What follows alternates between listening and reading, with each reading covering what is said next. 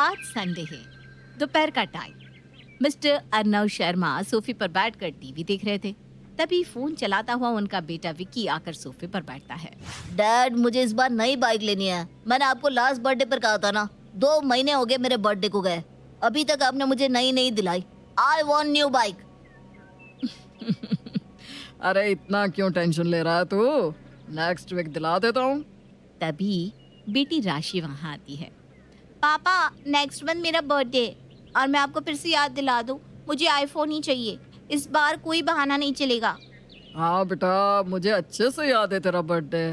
भला ऐसा हो सकता है कि मैं तुम्हारा बर्थडे भूल जाऊं? इतना कहकर वो मुस्कुराते हैं। मिसेस सुमन शर्मा किचन में काम करते हुए सारी बातें सुन रही थी। कल मेरा भी तो बर्थडे है, पर इन सबको देखकर लग रहा है कि किसी को याद नहीं। सुमन उदास हो जाती है। नहीं, ऐसा थोड़ी ना होता है। हो सकता है सब मिलकर मुझे सरप्राइज देना चाहते हो। कल बहुत मजा आएगा। अगले दिन सुबह जल्दी उठकर सुमन नहाकर तैयार होकर किचन में आती है। आज मेरा बर्थडे है। आज का दिन मेरे लिए बहुत स्पेशल है। सब लोग तैयार होकर आने ही वाले होंगे। मैं जल्दी से नाश्ता बना लेती हूँ, लेकिन आज क्या बनाऊं? एक काम करती हूँ, आज मैं सबको अपनी पसंद के आलू के पराठे बनाकर खिलाती हूँ। सब खुश हो जाएंगे। सुमन मुस्कुराते हुए बड़े प्यार से सबके लिए आलू के पराठे बनाती है। सब लोग डाइनिंग टेबल पर नाश्ते के लिए बैठते हैं और माँ बड़ी खुशी से सबको आलू पराठा परोसती है। ये देखकर बेटी का मुंह बिगड़ जाता है। क्या माँ, आलू पराठा बनाया आपने?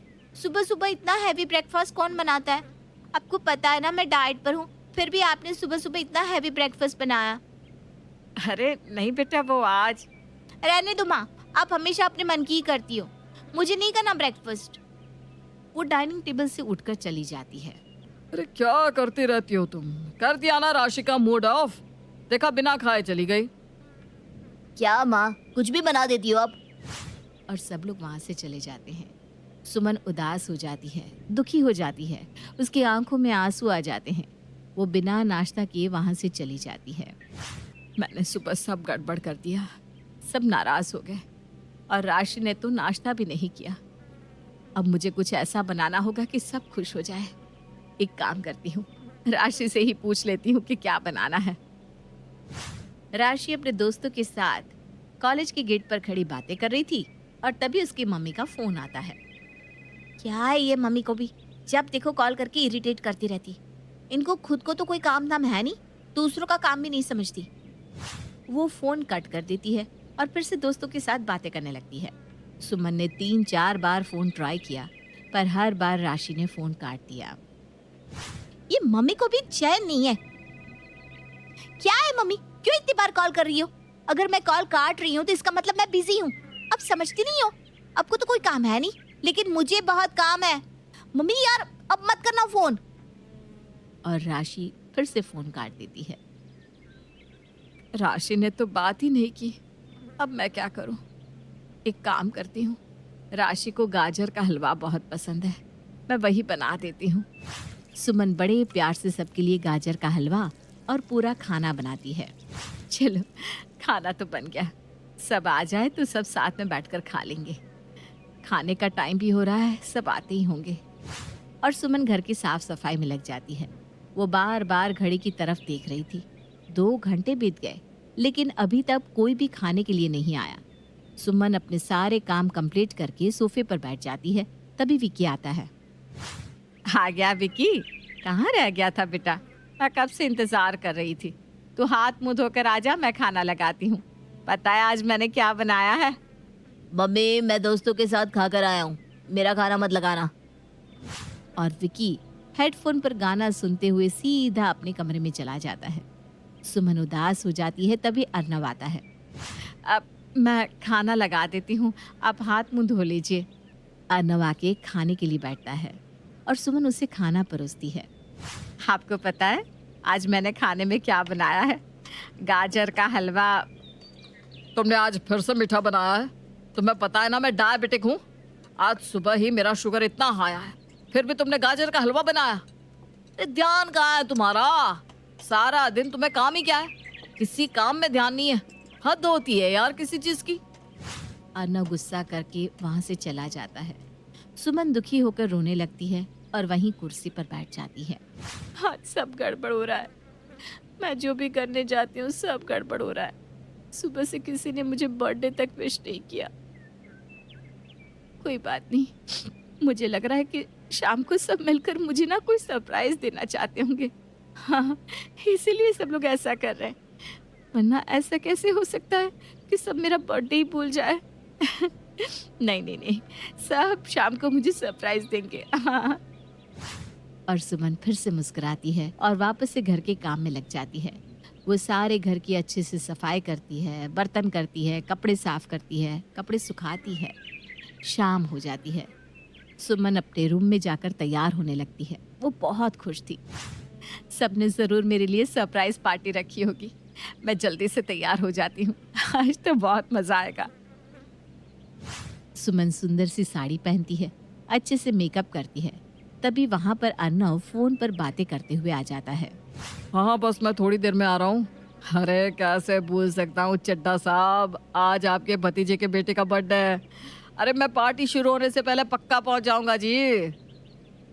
सुमन, मैं एक पार्टी में जा रहा हूँ, आते आते लेट हो जाएगा, मेरा खाना मत बनाना। ये सुनकर सुमन दुखी हो जाती है। अर्नव तो तैयार होने चला जाता है, पर सुमन की आंखें भर आती है। अन्ना को तो सच में मेरा बर्थडे याद नहीं है। मैं इतना तैयार हुई और उन्होंने एक बार मेरी तरफ देखा भी नहीं। कोई बात नहीं, अन्ना को मेरा बर्थडे याद नहीं तो क्या हुआ, बच्चों को तो ज़रूर याद होगा। उन्होंने ज़रूर मेरे लिए कोई सरप्राइज प्लान किया होगा। सुमन कमरे से बाहर आती है। विक्की अपने कमरे से तैयार होकर बाहर निकल रहा था। उसे तैयार देखकर सुमन के चेहरे पर मुस्कुराहट आ जाती है। मुझे पता था मेरे विक्की को ज़रूर याद होगा मेरा बर्थडे। मम्मी, मैं दोस्तों के साथ मूवी देखने जा रहा हूँ, मेरा खाना मत बनाना, आते हुए लेट हो जाएगा। विक्की शूज़ पहन रहा था कि तभी राशि आती है। मम्मी, आज मैंने दोस्तों के साथ ग्रुप स्टडी करने का प्लान बनाया है।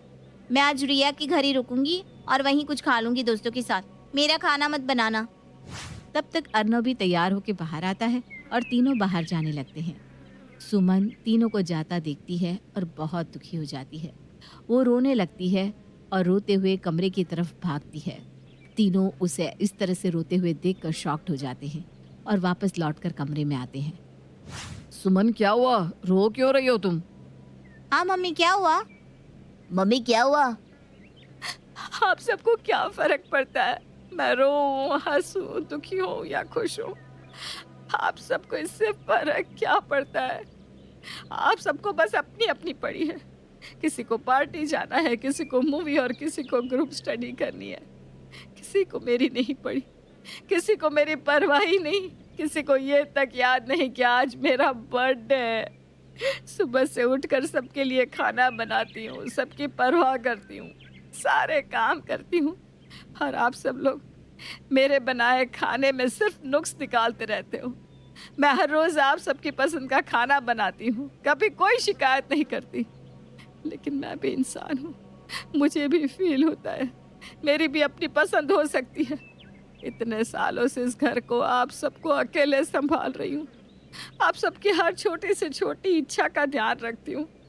लेकिन मेरी इच्छाओं का क्या, मेरी खुशियों का क्या? मुझे पता है कि आप लोगों को क्या खाना पसंद है, क्या पहनना पसंद है। क्या आप में से किसी को पता है कि मुझे क्या पसंद है? सुमन के सवाल सुनकर सभी सर झुका लेते हैं। तीनों को अपनी गलती का एहसास होता है और तीनों सुमन से माफ़ी मांगते हैं। सुमन, हमें माफ़ कर दो। एक औरत कभी बेटी बनकर घर की रौनक बन जाती है, कभी बहन बनकर खुशियाँ बिखेरती है, कभी पत्नी बनकर घर का सम्मान बन जाती है, तो कभी माँ बनकर अपने बच्चे की खुशियों के लिए सारी दुनिया से लड़ जाती है।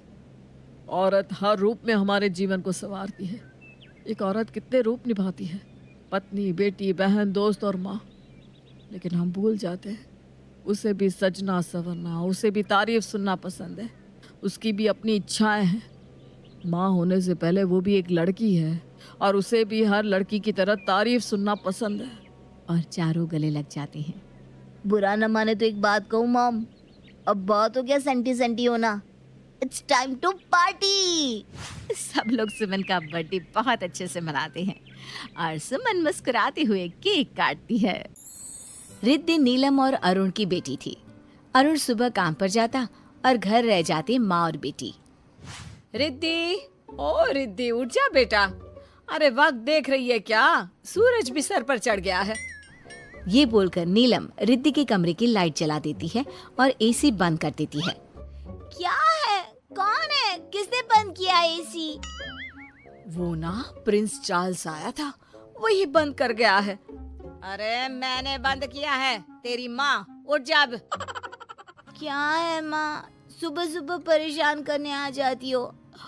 और कोई काम नहीं है क्या? है ना, एक काम तो है ही, तुझे लाइन पर लाना। अरे वही तो नहीं हो पा रहा मुझसे। खैर, जैसे तैसे रिद्धि बिस्तर छोड़ती है, लेकिन काफी समय तक कमरे से बाहर नहीं आती। अब क्या नहा कर ही सीधा आएगी नाश्ते के टेबल पर? अरे जब से तेरा स्कूल खत्म हुआ है कोई वक्त ही नहीं रह गया, ना तेरे उठने का, ना तेरे खाने का, ना और कुछ। लेकिन अंदर से कोई जवाब नहीं आता। नीलम थोड़ी देर के बाद कमरे में जाती है तो देखती है कि सामने रिद्धि मोबाइल लेकर बैठी थी। एक तो सोते जागते उठते बैठते तू ये 6x6 की स्क्रीन में घुसी रहती है। तुझे पता है ना ये मुझे अच्छा नहीं लगता। माँ, मैं नोट्स तैयार कर रही हूँ। देख, मुझे ना पागल तो समझना ही मत। सब पता है कौन से नोट्स तैयार हो रहे हैं। पूरा बिगाड़ कर रखा है पापा ने तुझे। जैसे खुद लापरवाह वैसी ही बेटी। माँ, मुझे जो बोलना है बोलो, पापा को कुछ कहने की जरूरत नहीं है, समझी? रुक जा, तू तो रुक ही जा, बताती हूँ मैं तुझे। आज तेरी पूजा करती हूँ इसी झाड़ू से। माँ का गुस्सा देख रिद्धि सीधे बाथरूम का रास्ता पकड़ लेती है और दरवाजा बंद कर देती है। और बिना नहाए बाहर आने की कोशिश भी मत करना, नहीं तो हड्डियां तोड़ दूंगी तेरी। माँ बेटी की ये प्यारी सी तकरार रोज का हिस्सा था, लेकिन ना समझ कम उम्र की बेटियों को तो ये किसी हिटलर इफेक्ट से कम नहीं लगता, है ना? जैसे तैसे। माँ, सुबह उठते ही कौन नहाता है? और ऊपर से खाना भी ऐसा बनाती हो लगता है किसी गांव में बैठे है। अरे कुछ हेल्दी बनाया करो ना। ओके, हेल्दी जैसे कि पास्ता, बर्गर या फिर कभी कभी पिज्जा। और ये जो बादाम का हलवा और पनीर की सब्जी है वो क्या पौष्टिक नहीं है? उसमें फंगस लगी है। अरे यार, क्या समझाऊं। चलो जा रही हूँ मैं शीतल के घर, शाम को आती हूँ। अरे वाह बेटी वाह, सारा दिन बाहर रहोगी, पढ़ाई लिखाई की तो फिक्र ही नहीं है। याद है शर्मा जी के बेटे के नंबर 12वीं में क्या लेकर आई थी? अरे तुम्हारे तो ऐसे थे कि 2 हफ्ते तक मैं मोहल्ले से बाहर नहीं निकल पाई थी। बस करना माँ, पुरानी बात है, कितना खींचोगी? जब देखो तब वही बात करती रहती हो। अगले दिन। रिद्धि, ओ रिद्धि, ये अलमारी का क्या हाल बना रखा है? लग रहा है जैसे भूकंप आ गया हो। और ये जूते, अरे क्या हाल बना रखा है कमरे का। घर नहीं कचरा घर लग रहा है ये। और ये कल का खाया बिस्किट का पैकेट भी फेंका नहीं तुमने? अरे सारे काम माँ के लिए रखे हैं, खुद कुछ क्यों नहीं करती हो? माँ प्लीज आज कर दो ना, पक्का कल से सारे काम मैं कर लूंगी। तभी वहाँ रिद्धि के पिता आ जाते हैं। ये क्या है, सारा दिन मेरी बेटी को डांटती रहती हो, जैसे पूरी दुनिया में सबसे ज्यादा कमी मेरी बेटी में ही हो। रिद्धि पापा के गले लग जाती है। अरे तुमने ही सर चढ़ा रखा है, लेकिन दुनिया तो यही बोलेगी ना कि माँ ने बिगाड़ दी औलाद। माँ बेटी का प्यार तकरार रोज की बात थी। माँ सुबह जल्दी उठा दे तो चिक, मोबाइल देखने से मना करे तो परेशानी। लेकिन फिर एक दिन रिद्धि सुबह अपने बिस्तर पर, ये क्या हो गया? आज तो लाइट भी नहीं जली, ना एसी ऑफ हुआ। क्या वक्त हुआ होगा? कहीं मैं जल्दी तो नहीं उठ गई? वो अपने मोबाइल में वक्त देखती है। अरे ये क्या, 11 बज गए। 8 बजे से ढोल पिटने वाली मेरी माँ कहाँ गई? माँ क्या हो गया? जगाया क्यों नहीं अभी तक? पता है कॉलेज को देर हो जाती है, लेकिन फिर भी नहीं उठाया। रिद्धि फिर मोबाइल पर लग जाती है, लेकिन फिर कुछ घंटों के बाद माँ, अरे माँ कहाँ चली गई? रिद्धि माँ के कमरे में जाती है जहाँ माँ नहीं होती। वो परेशान होकर पूरे घर में माँ को ढूंढती है। माँ ऐसे तो कहीं नहीं जाती है बिना बताए, कहाँ चली गई होंगी। वो पिता को फोन करती है। पापा आप कहाँ है? बेटा मैं तो ऑफिस में हूँ, क्यों क्या हो गया? इतनी परेशान क्यों है मेरी गुड़िया? पापा माँ घर में नहीं है, पापा प्लीज कुछ करो ना। बेटा माँ के फोन पर फोन कर लो। अच्छा रुको मैं देखता हूँ। लेकिन तभी रिद्धि की नजर पास पड़े फोन पर पड़ती है जो नीलम का होता है। माँ का तो फोन भी यही है, कहाँ गई होंगी? रिद्धि बाहर जाती है और आस पड़ोस में माँ को ढूंढती है। आंटी वो मेरी मम्मी यहाँ आई है क्या? अरे रिद्धि बेटा अंदर आ जा। नहीं तेरी माँ तो नहीं आई, लेकिन ये देख मैंने पास्ता बनाया है, खा ले। पास्ता जो रिद्धि का मोस्ट फेवरेट था, लेकिन वो भी उसे इस वक्त पसंद नहीं आ रहा था। नहीं नहीं आंटी, मैं पास्ता नहीं खाती। अरे चल झूठी, तेरी माँ तो बोलती रहती है मेरी रिद्धि को पास्ता अच्छा लगता है। अरे मुझसे बनाना तो सीख कर गई थी। रिद्धि को अब रोना ही आने वाला होता है, लेकिन वो खुद को संभाल लेती है। माँ कहाँ चली गई हो? मैं अब कभी परेशान नहीं करूंगी तुमको।